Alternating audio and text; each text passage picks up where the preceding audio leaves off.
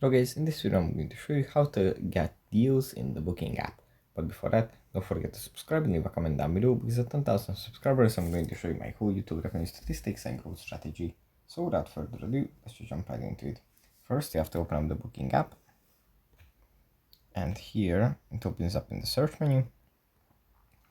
From here we just have to go into the profile menu, then scroll down, and under Discover we find deals.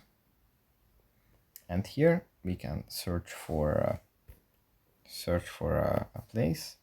Let's say Rome. Then set the period.